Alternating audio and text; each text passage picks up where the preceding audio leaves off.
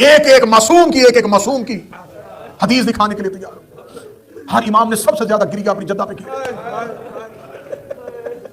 امام باقر بہت روتے تھے جناب زہرا کو یاد کریں، امام جعفر صادق بہت روتے تھے جناب زہرا، پورے نوحے لکھے ہوئے ہیں آئمہ کے جناب زہرا کے نام۔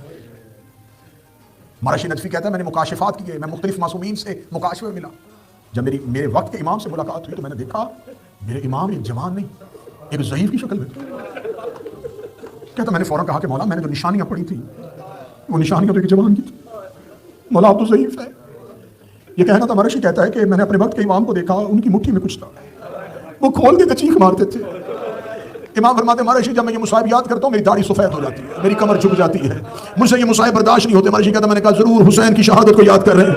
میں نے کہا مولا کہیں آپ کو اپنے جد حسین کا گھوڑے سے گرنا یاد تو نہیں آ رہا؟ فرمایا مرشی اس سے بڑی روایت ہے، فرمایا اکبر کے سینے کی پرچی، فرمایا اس سے بڑا درد ہے، فرمایا قاسم کی لاش کا پامال ہونا، فرمایا اس سے زیادہ درد ہے۔ مرشی کہتا میں سمجھ گیا۔ میں نے کہا مولا آپ کو زینب عالیہ کے پیرے دائی اڑا رہی ہے، رو کے فرمایا اس سے بھی بڑا درد ہے۔ جب کہا اس سے بھی بڑا درد ہے، مرشی کہتا میں تڑپ گیا۔ میں نے کہا وہ کون سا درد ہے جو حسین کے گرنے، عباس کی شہادت، زینب کی بے ردائی سے زیادہ وزنی ہے؟ مرشی کہتا امام زمانہ نے اپنی انگلیوں کو کھولا، میں نے امام کی مٹھی میں 3 لوہے کے کیل دیکھے جن کے اوپر خون لگا ہوا تھا۔ میں نے کہا مولا میری پہچانا؟ لوگوں نے فرمایا یہ وہی کیل ہے جو میری ماں کے پہلو میں وابستہ ہو گئے، جب جلتا ہوا دروازہ گرا میری ماں کی آواز آئی یا علی میرا محسن شہید۔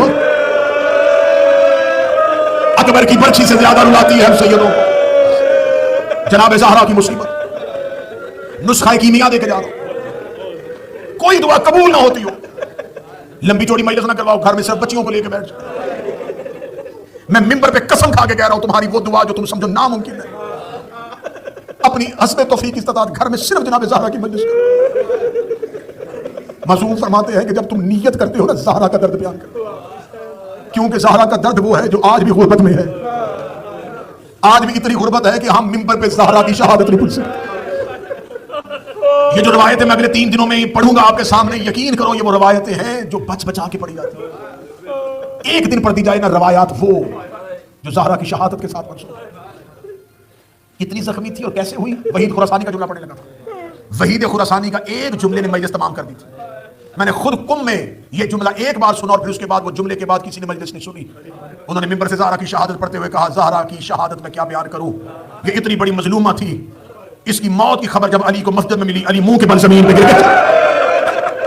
وہ فاتح خیبر علی چہرے کے بل زمین پہ آیا، علی مسجد میں ایسے چلے جیسے اکبر کی لاش پہ حسین گئے تھے۔ علی رو رو کے کہہ رہے تھے میری محسنہ ماری گئی اور میری مدافعہ ماری گئی، میری ولایت کی مبلغہ ماری گئی۔